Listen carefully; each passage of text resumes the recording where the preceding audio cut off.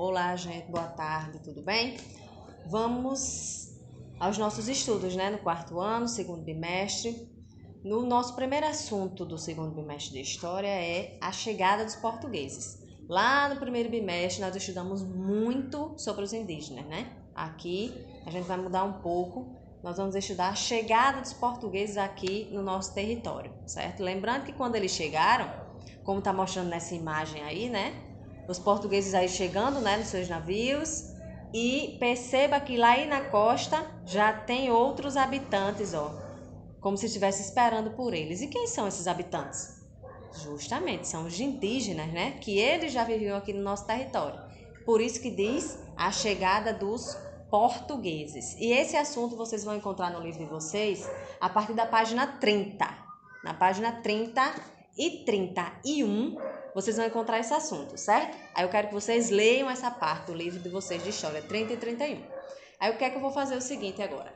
Eu vou ler um resumo, que assim como Geografia, eu fiz um resumo que fica mais fácil para a gente entender, e esse de História também, certo? Então a chegada dos portugueses, não é isso? Então tem mais ou menos assim, ó. O rei de Portugal, Dom Manuel, nesse tempo aí da chegada, né, dos portugueses, ordenou a quem? A Pedro Álvares Cabral, né? Lembra que a gente viu ele lá com os indígenas, que foi ele que comandou a esquadra para vir para cá, eles estavam em busca das Índias e acabaram chegando no nosso território, né? Então o rei Dom Manuel ordenou a Pedro Álvares Cabral que partisse para as Índias, que o destino deles eram as Índias, né, no princípio, no começo, certo? E eles partiram em 9 de março de 1500, certo? E Cabral partiu em 9 de março de 1500, em direção às Índias. O objetivo era esse, certo? A rota foi estabelecida por um cara chamado Vasco da Gama, certo? E a expedição chegou no Brasil, não chegou às Índias como eles queriam, né? Em 22 de abril de 1500. Por isso que dia 22 de abril a gente comemora o descobrimento do Brasil. Foram 44 dias de viagem, certo? A exploração deu seu início pelo litoral, como vocês podem perceber nessa imagem, na primeira imagem, que os portugueses chegaram no litoral, na praia, certo? No dia 24 de abril, a esquadra, né, de Cabral desembarcou no local que recebeu o nome de Porto Seguro, que hoje em dia é a Baía de Cabralha, no estado da Bahia, certo? E o ponto mais relevante ao chegarem à praia é que eles viram que a mesma não já tinha os seus habitantes, né? Ela já estava habitada por outros povos. E ocorreu um grande choque cultural aí. Porque só para começar, os indígenas, eles andavam nus, como a gente viu lá no primeiro bimestre. E os portugueses, lá todo mundo muito bem vestido, né? O primeiro choque já começou aí, né? E os portugueses chamaram esse povo aí que eles não conheciam de índios ou indígenas ou os povos originários.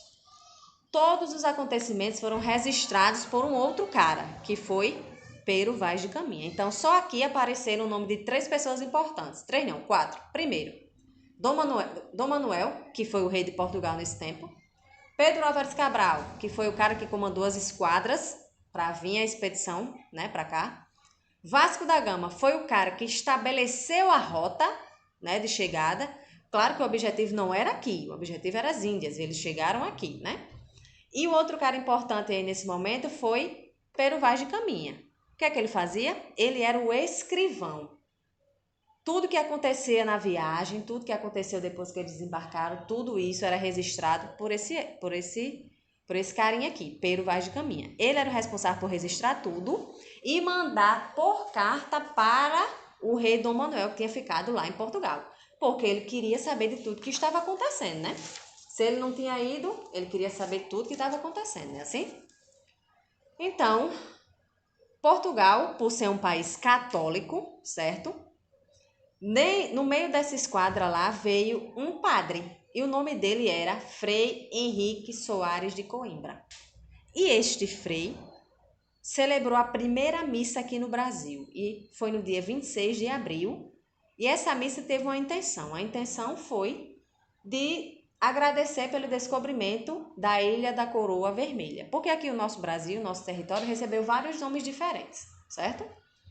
A A gente vai ver mais na frente. Aconteceu também uma coisa muito importante, que foi o chamado Tratado de Tordesilhas. O que foi isso? Portugal e Espanha passaram a competir, a brigar entre si pelo domínio das terras aqui do Brasil, né, que eles foram descobrindo.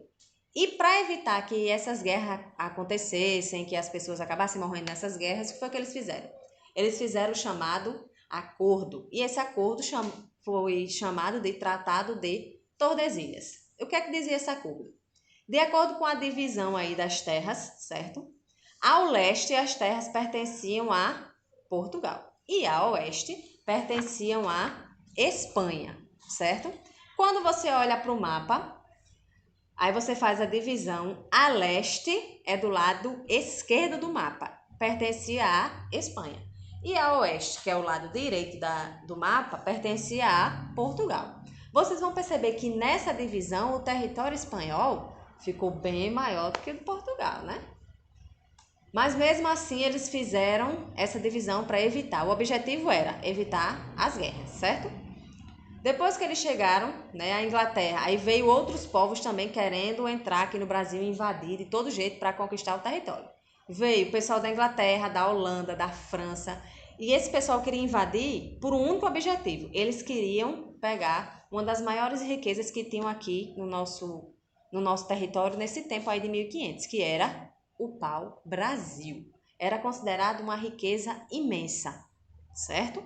E esse pessoal queria invadir justamente para pegar o pau-brasil para eles, né? Só que isso não aconteceu. Como eles fizeram esse Tratado de Tordesilhas, cada um defendia o seu lado e acabaram expulsando essa galera aí, nesse momento, né? Neste momento aqui. Eles conseguiram manter os seus territórios, certo? E, como eu disse, o nosso território, o nosso país, recebeu vários nomes até chegar realmente a se chamar Brasil. Por isso que tem aí na página 31, ó, nossos nomes, porque não foi só um, né? Foi mais de um. Os povos originários, que são os índios ou os indígenas, chamavam o Brasil de Terra das Palmeiras, que na linguagem tupi-guarani quer dizer Pindorama. Eles chamavam de Terra das Palmeiras. Cabral, que foi o cara que chegou aqui nas expedições, né? Chamou de Terra de Vera Cruz. Porém, ao escrever a carta para o rei, Dom Manuel, Pero Vaz de Caminha já mudou o nome de novo. Já botou Ilha de Vera Cruz. Percebam aí que eu já disse 3 nomes, né? Terra das Palmeiras, Terra de Vera Cruz, Ilha de Vera Cruz, certo? E percebam que quando se trata dos nomes portugueses, eles sempre colocam algo como se fizesse uma referência a essa parte do catolicismo, né? Que eles são bem católicos. Então, ó, Terra de Vera Cruz, Ilha de Vera Cruz, né? Aí no dia 2 de maio foi celebrado o quê? A segunda missa. Depois dessa missa, certo? Eles saíram em viagem mais uma vez, né, para conhecer mais um pouco do território, e mais uma vez eles trocaram o nome.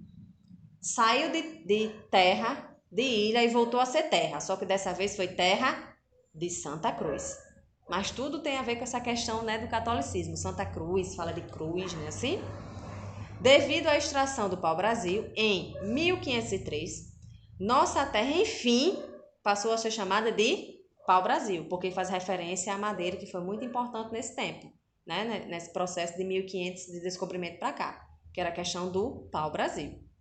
Com a chegada da corte portuguesa em 1815, o rei Dom João VI mudou o nome para Reino Unido de Portugal. Mais uma vez mudou de nome, né?